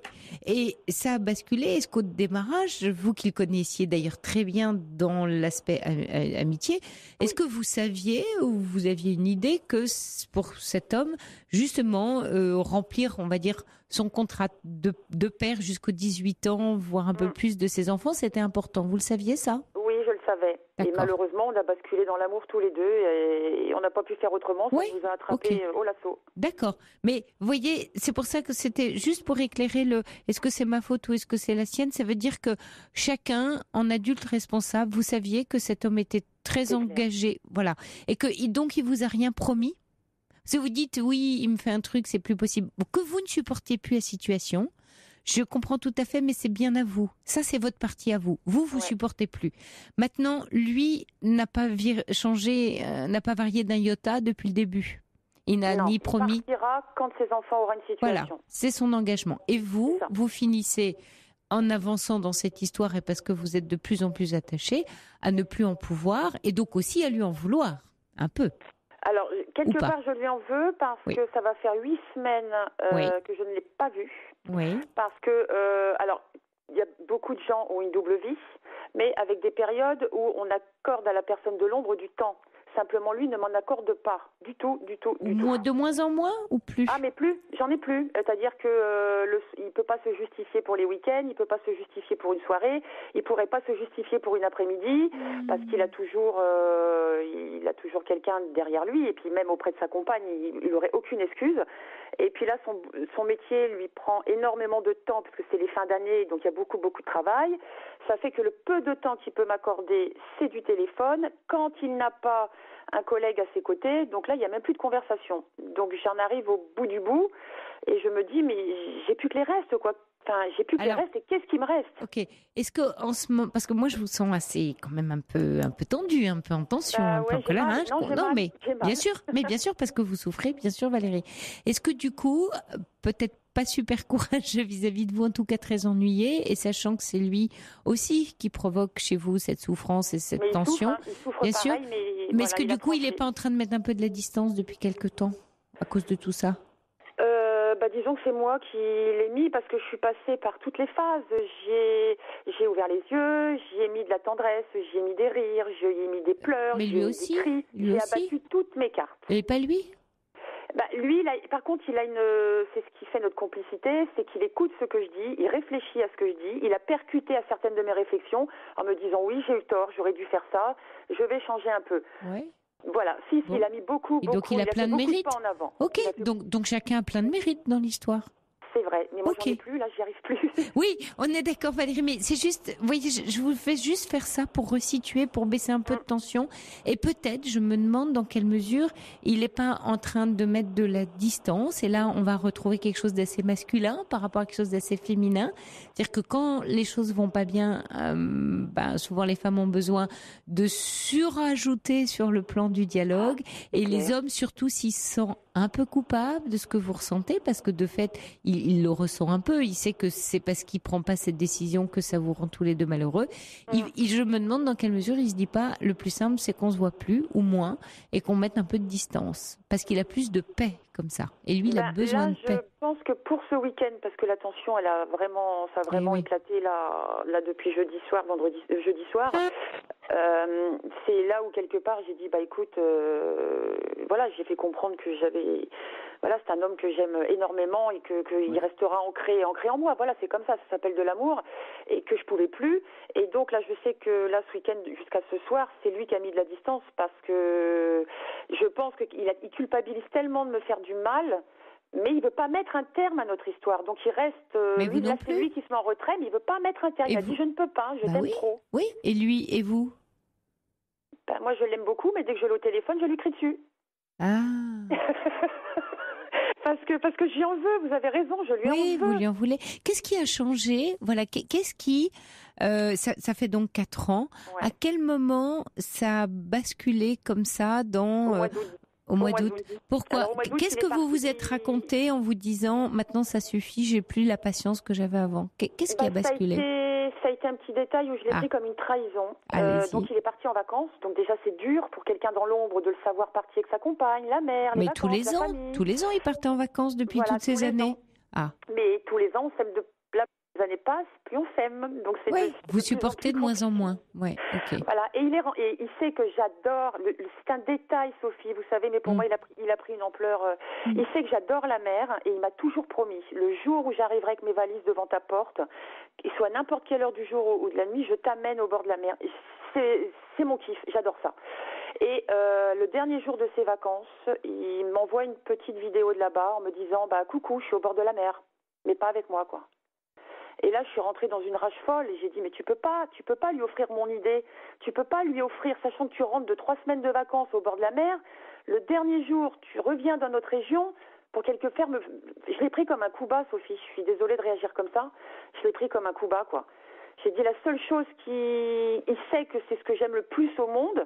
Il rentre de congé et le dernier jour, il amène toute sa petite famille là-bas au bord de la mer, qui est à quoi? Qui est à 1 heure de la maison. Donc en plus, il est passé devant la maison. Devant la maison de votre maison? Devant chez moi. Parce Oui. que malheureusement, j'habite sur la route de la mer. Donc vous pouvez vous aussi prendre votre voiture et faire 1 heure de route pour aller voir la mer. Je sais, mais j'ai pas supporté l'idée que il le fasse pas avec moi et qu'il le fasse avec elle, quoi. Mais est-ce que c'était pas une façon de vous faire un clin d'œil, puisqu'il sait que vous aimez autant cet endroit, et de vous Non, dire qu'il parce pensait que- à vous? Pourquoi le prendre? On a toujours la possibilité de prendre les choses de façon différente. Qu'est-ce que vous Je en sais. savez de C'est ce son que je vous intention? disais, mais alors Ouais. lui, sa réplique, ça a été, mais t'inquiète, je mélange pas les deux histoires. Là, c'était parce que je pouvais pas faire autrement. Je sais qu'avec toi, ce sera. Et je l'ai mal pris. Et je Oui. l'ai très mal pris. Et c'est depuis le mois d'août où ça commence un petit peu à. Ouais, vous en Et pouvez je plus, supporte quoi. plus. C'est Et vous je qui supporte oui. plus sa vie. Sa vie avec sa compagne. Oui, vous et cette supportez fille, elle y plus. est pour rien. Et cette fille, elle Bien est pas sûr. au courant de rien. Et j'en veux à cette pauvre fille. J'en veux alors que la pauvre, je suis en train d'y piquer son âme, quoi. Je suis un peu étourdie dans tout ça. Parce que je deviens agressive et que je m'en prends à lui, je m'en prends à elle parce que pour moi il bouge pas, il fait pas de pas en avant, il prépare pas ses enfants à son départ, il les enferme dans une bulle, il les aseptise, c'est tout ce qu'il fait. Moi je sais que j'ai quitté mon domicile, mais j'ai préparé mon fils. J'ai dit tu sais avec ton père, bon tu sens bien, ça a été petit à petit, j'ai mis 4 ans aussi à partir de la maison, moi. Mais voilà, j'ai préparé doucement mon fils. Comme ça, le moment où je suis partie, j'ai dit, tu vois, mon bonhomme, il est arrivé ce qui devait arriver, quoi. Mais alors, lui, non, il est mis dans une bulle, rien. Non, mais lui, il a décidé. Non, mais c'est un peu différent, Valérie.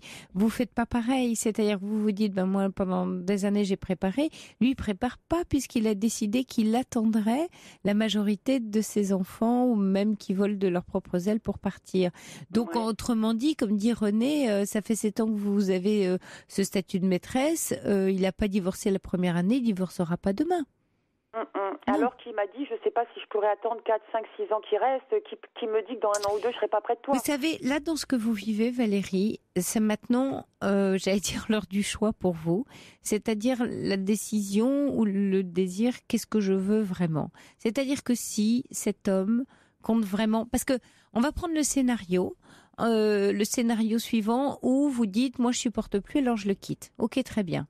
Mais vous allez souffrir terriblement parce que vous êtes folle de lui et donc vous n'allez rencontrer personne d'autre parce qu'il y aura que lui et vous serez pleine de colère et pleine d'amertume et pleine de rancune et même si vous croisez la route d'un autre homme ce sera pas possible, ainsi de suite, et vous m'appelez dans 2 ans pour me dire je rencontre personne et ça va pas et je pleure tout le temps. Voilà. Bon, scénario 1.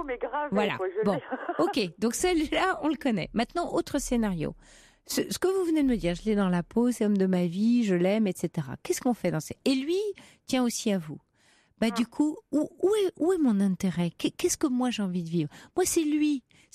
Donc, je mets plein de douceur dans ma vie. Je mets tout l'amour que je lui porte.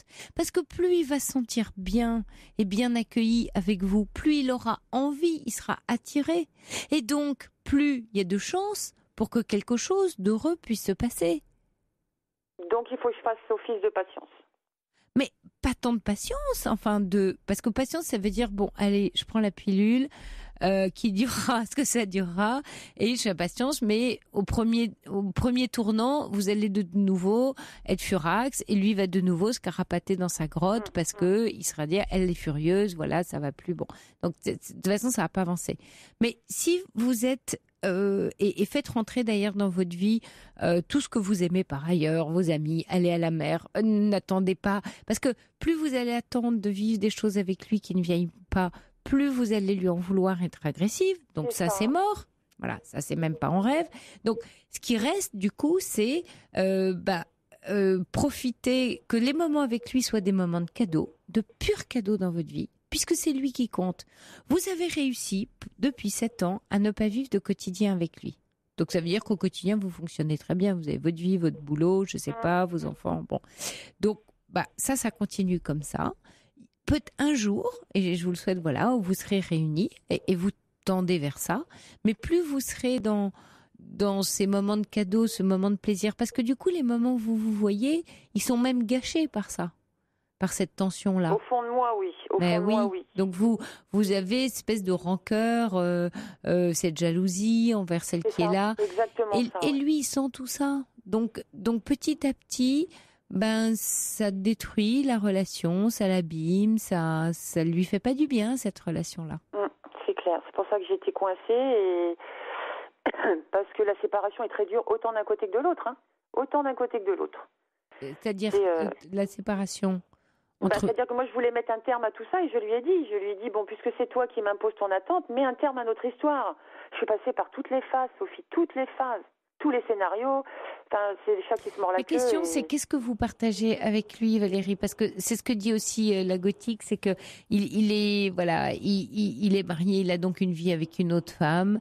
Et donc, est-ce qu'il est un peu égoïste et dans son bonheur et voilà et qui joue sur les deux tableaux? Auquel cas, bon. Je pense pas. Bof. Je pense oui. pas parce que c'est un homme qui est franc et sincère. Oui, et puis vous me dites d'abord qu'il y a une amitié pendant 3 ans qui a basculé. Donc j'ai l'impression, dans ce que vous m'avez décrit, que c'est une histoire forte que vous n'avez pas pu éviter. Voilà, il n'a pas cherché à tromper sa femme. Il est tombé sur vous. Enfin, vous êtes tombés l'un sur l'autre. Ouais. Je dis toujours qu'on trouve toujours sa deuxième chaussure et tous les deux on l'a trouvée. Hein. Oui, et quelquefois ça prend du temps dans une vie. C'est ça. Donc si je l'aime, il faut que j'attende sa venue, quoi. C'est pas attendre, non. Justement, alors changez-moi ce mot-là. D'accord. Mais non, parce que si vous attendez, vous allez être furax. Vous avez passé votre temps à attendre. C'est ce que vous faites déjà qui vous rend furieuse. Non, pas attendre. À accueillir. Je me fais beaucoup d'idées, j'imagine plein de choses dans ma petite tête. Du genre du genre que quand j'ai le dos tourné, il en profite. Ou tellement je suis furax, vous avez raison. Tellement je suis partie dans une colère en ce moment-là. Ouais. Oui, parce que la colère, l'émotion de la colère, Valérie, c'est ce qui signe notre impuissance. Et de fait, vous ne pouvez pas agir. Il n'y a rien que vous puissiez faire dans la situation. Donc ça vous rend dingue. Ouais. Alors, la seule chose que vous pouvez faire quand même, là où est votre liberté, voire votre responsabilité, parce qu'on est responsable et libre, ça marche ensemble, c'est de dire, ça compte. Pour moi, l'histoire, elle est non négociable. J'ai envie qu'il reste dans ma vie parce que s'il n'y est plus, je suis trop malheureuse. Donc, je vais prendre tous ces moments qu'il peut me donner parce que j'accueille, j'accepte, je lâche prise. Je n'essaye pas de changer la situation. Je la prends comme elle est. Et dans la situation qui est comme elle est, j'en ne prends que le meilleur. Et si vous êtes là-dedans, alors là, vous allez peut-être avoir des jolies surprises. Parce que ce sera tellement tranquille. Il y aura tellement ni de tension ni de rancune. Ce sera tellement un havre de paix, vos bras, vous retrouver, etc. Vous allez le rendre accro. Hein. Il va être beaucoup mieux là qu'ailleurs. D'accord. Ok. Et ma question va être complètement tordue, mais avec votre expérience. Alors, entre guillemets, je vais me mettre tous les hommes à dos. Est-ce que je peux lui faire confiance quand il me dit que il m'a promis, il m'a juré, etc., que oui, il me rejoindra. Bon, une fois que ses enfants sont sauvegardés, que oui, il me l'a promis. Mais est-ce qu'on peut faire confiance à un homme? Et s'il vous plaît, messieurs, n'écoutez pas. Elle est drôle, votre question. On dirait que vous voulez déjà voir la réponse. C'est votre crainte qui parle. Mais non, mais de dire, rassurez-moi, dites-moi que je peux faire. Vous savez, ça se sent, Valérie, faire confiance à quelqu'un, on le sent au plus profond de nous-mêmes. Vous m'avez dit que vous le sentiez. C'est ça qui compte. Et qu'est-ce que veut dire faire confiance? Vous savez, j'ai 3 hommes là, derrière la vitre, absolument charmants, adorables. J'ai envie de leur demander, peut-on faire confiance à une femme, messieurs? Je regarde vos têtes. Ils me font non. Voilà, je vois Jonathan, Maxence. Bon, ils m'ont tous dit non. Voilà. Vous voyez? Voilà, on peut pas faire confiance à une femme. Merci, messieurs, pour la réponse. Donc, j'imagine que dans l'autre sens, si j'avais 3 femmes à côté de moi, j'aurais peut-être... Ça ne veut juste rien dire. Bon, évidemment, c'est des petits coquins, hein, c'est des canailles que j'ai derrière la vitre, donc forcément, ça les amuse. Mais il y a la gothique qui dit mettre des ultimatums ne sert à rien, prenez vos décisions, voilà. Ou alors vous coupez les ponts, voilà. Et avec le recul, mettre un ultimatum, c'était pas bien intelligent de ma part de toute façon. Mais j'étais tellement pris par la colère et la rancune. C'est que l'ultimatum, vous perdez tout, quoi. C'est surtout ça. J'en suis consciente. C'est ridicule de ma part, mais c'est sorti tout seul, quoi, parce qu'à un moment donné, j'en pouvais plus à force de l'ouvrir les yeux. Et puis, il a construit, et vous devez respecter ça. Un foyer, des enfants, il tient, et je trouve que c'est important, ce à quoi il tient, parce que ça dit aussi l'homme qu'il est, c'est-à-dire de tenir à son foyer. Vous me dites que c'est un homme, voilà, qui a des valeurs. Il est peut-être très malheureux aussi d'être vis-à-vis de sa femme. Il survit chez lui. Oui, mais il est aussi peut-être très, très malheureux parce qu'il sait qu'il peut ou qu'il fait souffrir sa femme. Donc c'est douloureux ça aussi pour lui. Hein, il y a beaucoup de personnes qui souffrent dans l'histoire. Alors quelquefois c'est vrai que là il garde sa femme prisonnière. C'est-à-dire qu'un homme un peu courageux, qui dirait on arrête là le couple et on s'occupe bien des enfants. Vous avez des papas à distance, enfin pas à distance, mais des papas en garde partagée, des mamans absolument formidables. Bon, au moins pour sa femme, ce serait plus clair et plus honnête. D'accord. Parce et qu'il à 14 et 18 ans, est-ce qu'il a raison de prendre cette décision-là encore, d'après vous, ou il n'y a pas d'âge? Il y a pas d'âge, c'est toujours c'est toujours épouvantablement triste, voire un peu traumatisant pour des enfants, quel que soit leur âge. Maintenant, quand c'est bien accompagné, bien expliqué, mais c'est surtout quand on peut pas faire autrement, parce que il y a pas, vous voyez, il y a pas ce qui est bien et ce qui est mal. Il y a quelquefois qu'on n'y échappe pas, parce que ce qui est certain, c'est que rester dans un couple qui est mort sous prétexte de faire du bien aux enfants, les enfants sont pas dupes et les enfants sont après très en colère de voir des parents se séparer alors qu'ils ont menti.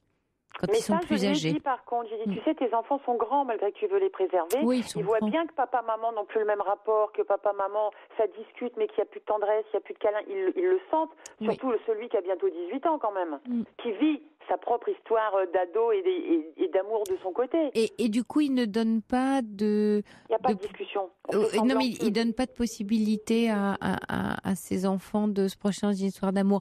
Mais alors, quelle est l'histoire de ses parents, peut-être, hein? Peut-être qu'il est loyal. Voilà, peut-être que le divorce, pour lui, c'est la séparation, c'est la pire des choses, ou dans ses croyances, ou dans son... Certainement, oui. Il n'a pas une enfance heureuse, donc il veut préserver jusqu'au bout ses enfants.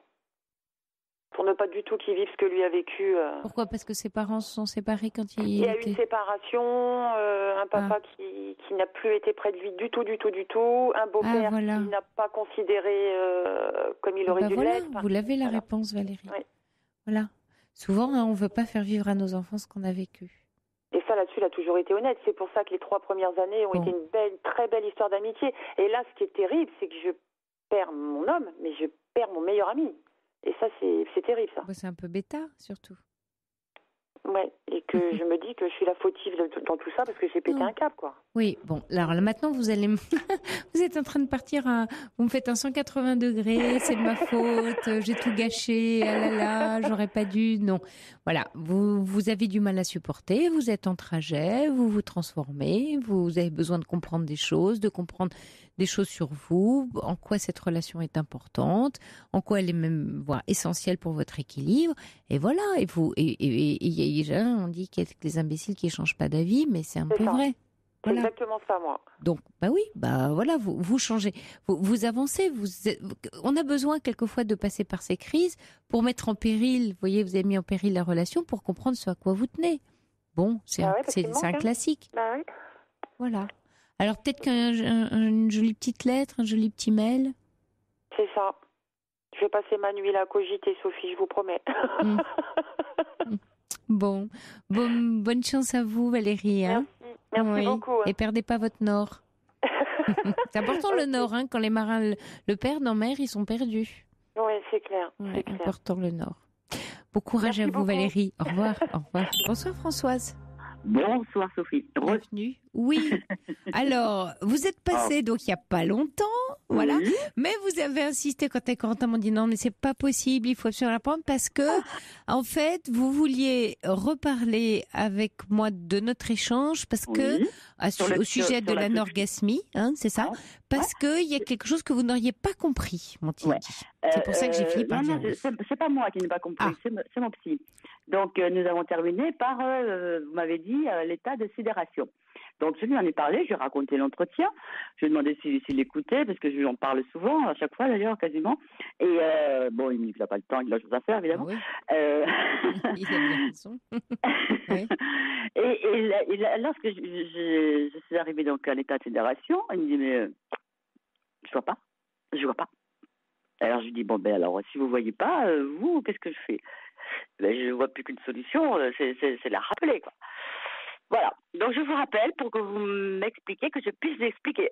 Oui, alors, non, mais alors, une chose, Françoise. Vous savez, dans cette émission, on a, et vous le savez, les témoignages durent entre 10, 15 jusqu'à 20, 25 minutes, quelquefois plus quand c'est un peu complexe.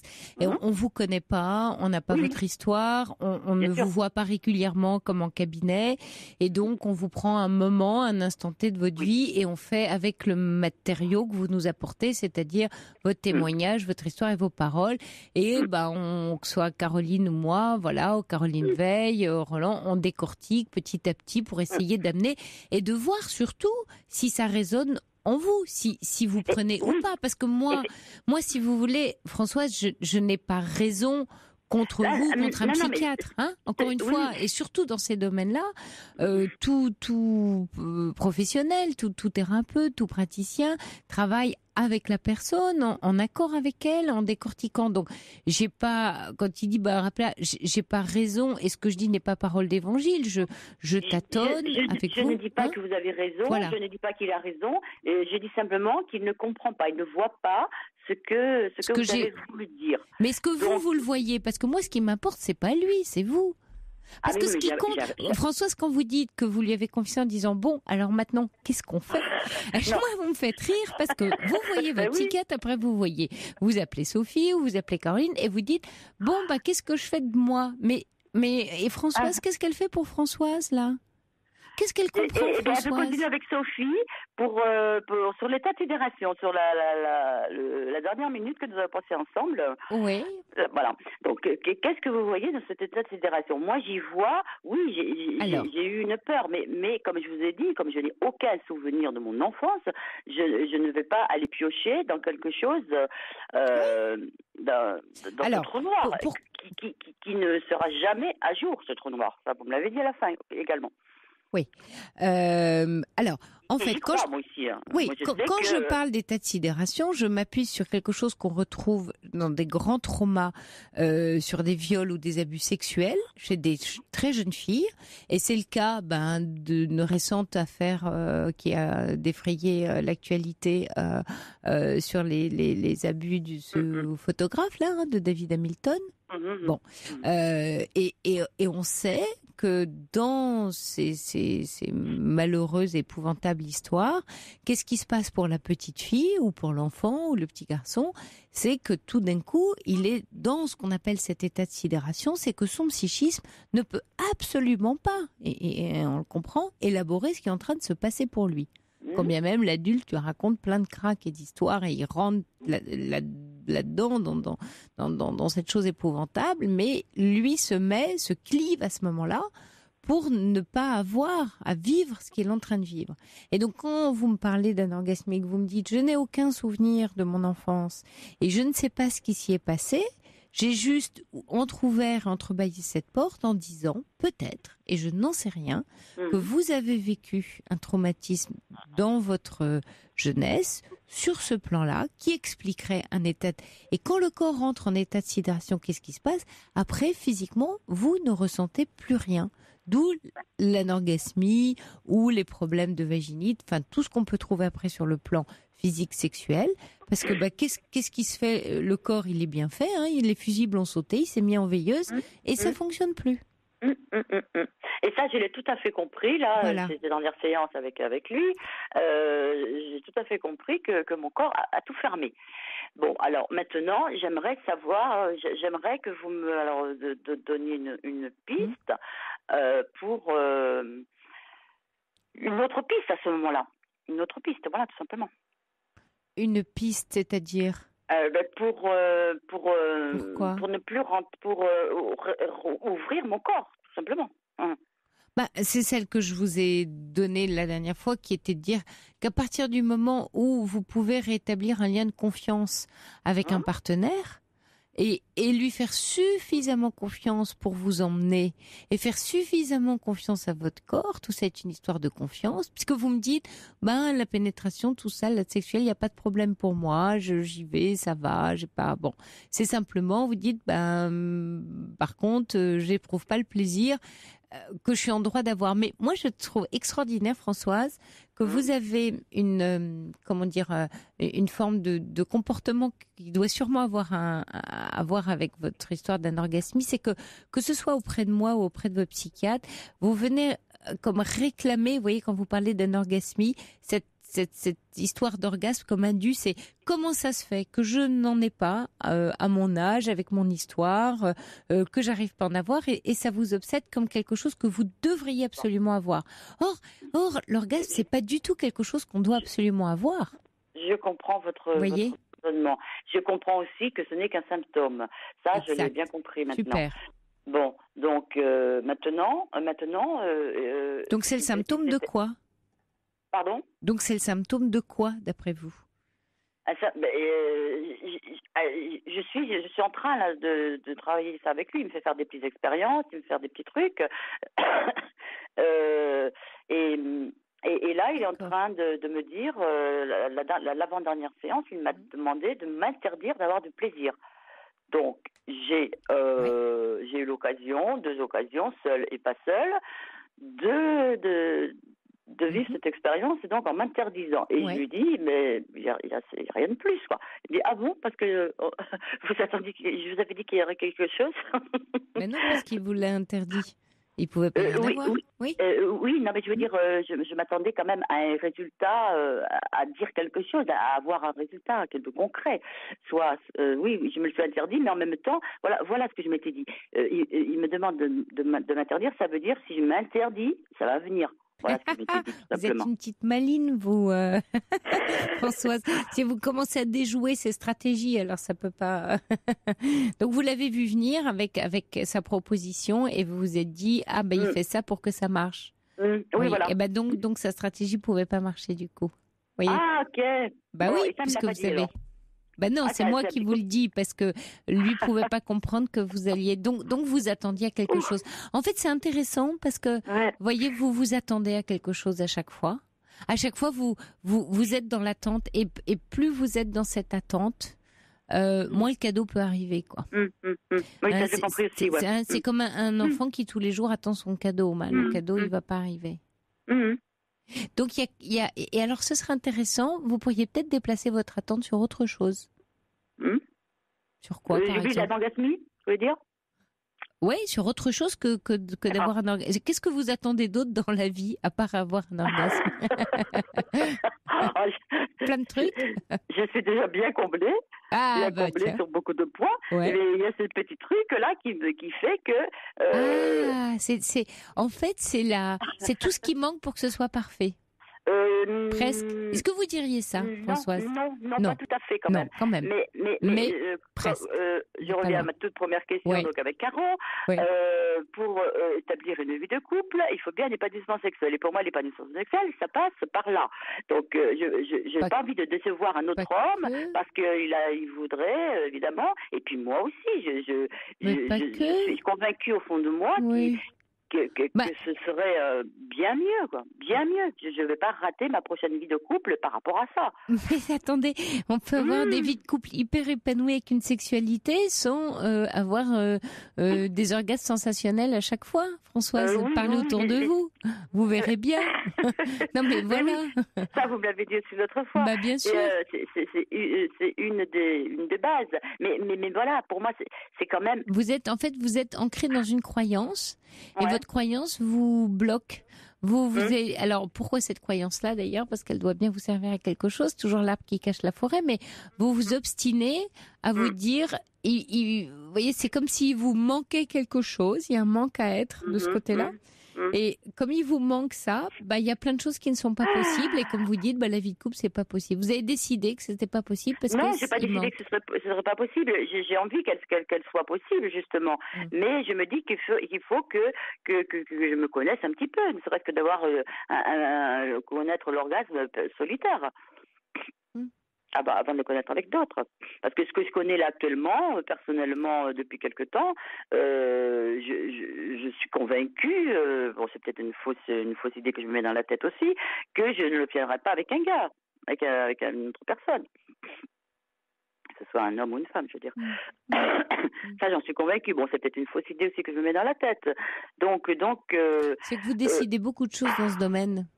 Et puis ce mental, il nous fait suer, là. Oui. Oui, c'est bien dit.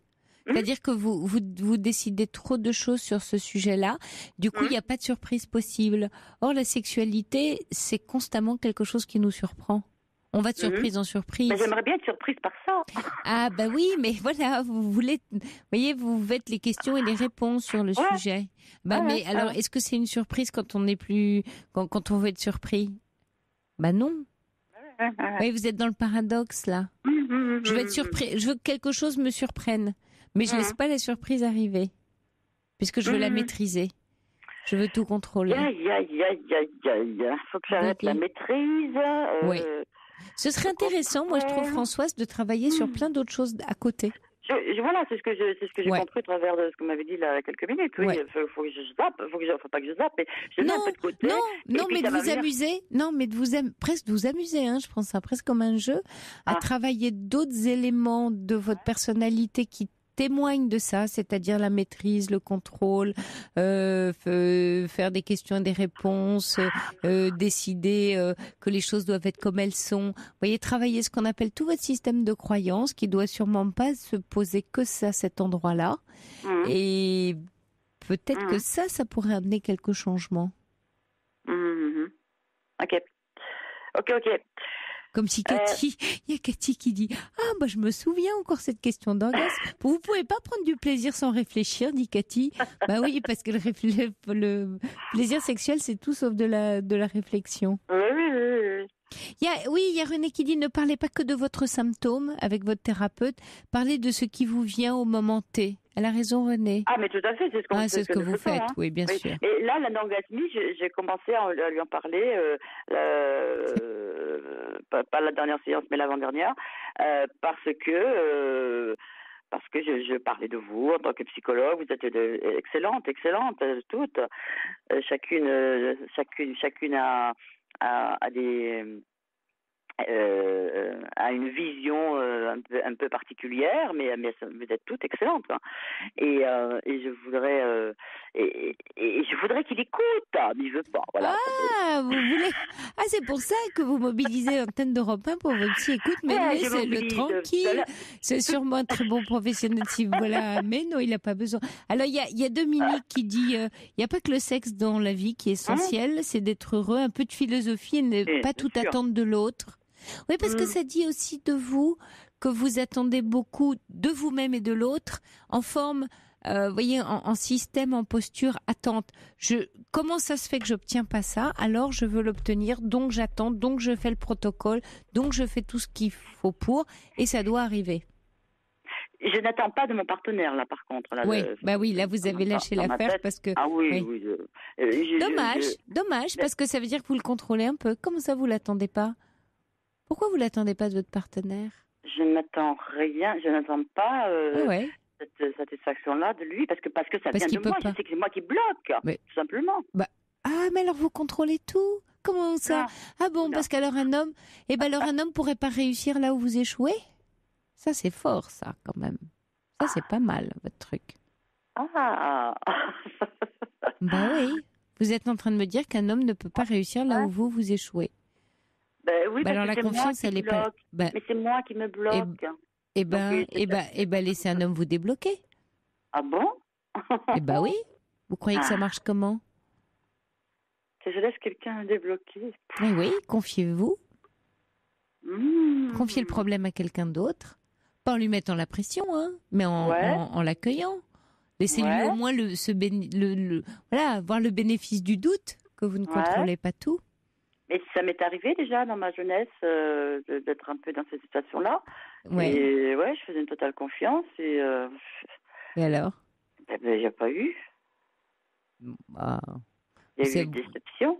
Vous savez plus ce qu'il y a eu. Décidément, vous l'avez beaucoup fantasmé, alors, l'orgasme. Non, mais il y a eu déception. Il y a eu déception. Je trouve que ça vous ferait du bien d'avoir un lien fort avec un homme qui soit autre que basé là-dessus. Oui, comme dit Dominique, il n'y a pas que ça dans la vie. Il y avait des relations très épanouissantes. Quand vous dites c'est moi il dit quoi? C'est essentiel pour l'épanouissement d'un couple. Certes, c'est essentiel, mais ça fait pas tout. Voilà. Et je peux vous dire que les couples où il y a que ça marche pas non plus. Tout à fait. Mais ce que je veux dire, c'est sur cette base pour la réussite d'un couple, il y a plusieurs pierres. Et sur chacune l'épanouissement sexuel en est une. Donc s'il y en a une qui cloche, ça rejoint un peu le parfait, comme vous disiez, mais je ne cherche pas à atteindre le parfait, je cherche juste à obtenir ce que beaucoup connaissent. Un peu. Bah écoutez Françoise, moi je vous laisse réfléchir à ce qu'on s'est dit encore une fois et puis lâchez un peu votre psy qui fait sûrement très bien son boulot parce que là aussi vous cherchez à le contrôler. Hein. Oui, j'aimerais bien qu'il écoute et tout. Voilà. Et puis je vous laisse avancer avec ce qu'on vient de se dire. Ok. Ouais. Bon, et puis je voulais juste vous reprendre. Vous avez dit que j'ai insisté. Ouais, ça peut se dire comme ça, mais moi j'ai pas eu l'impression d'insister. Non, mais moi c'est vrai que ce qui me tenait à cœur, c'est que de vous avoir laissé sur quelque chose. Vous avez dit j'ai pas compris, j'ai besoin. C'est ça que j'ai trouvé, voilà. Et je trouvais simplement aussi intéressant votre propos en parlant, voilà, à votre psy pour dire, et ça me permet de passer du coup, bien sûr, un message aux auditeurs qui est de dire, voilà, on ne s'oppose pas. Ici, c'est un exercice particulier, cette libre antenne. En termes de thérapie, enfin de travail, et on peut pas dire qu'on fait voilà une thérapie à la radio. On vous guide, on vous oriente, on vous aide, on démêle quelques nœuds. Ça peut pas valoir le travail que vous faites bien entendu en cabinet. Et ça me semblait très important de le préciser. Merci, merci Françoise. Mais ce que vous faites, c'est extraordinaire. En peu de temps, vous arrivez à démêler. Oui, mais après il reste encore voilà il reste encore le travail à faire. Bonne nuit à vous Françoise, merci beaucoup, merci de votre appel. Je ne vous embêterai plus. Non, vous m'embêtez pas. Allez, bonne nuit à vous. Au revoir, à bientôt. Au revoir. C'était un garçon pas comme les autres. Non, c'était pas ça. Ils me disent non. Mais je ne peux pas vous dire ce que c'était, mais je sais qu'il est 1h et que vous écoutez Europe 1. Ça, c'est sûr de chez sûr. Et que je vous laisse en compagnie de Nikos Aliagas de Quoi j'ai l'air. Ce qui est sûr aussi, c'est qu'on se retrouve demain soir, dimanche à 23h. Allez, bonne nuit. Je vous embrasse.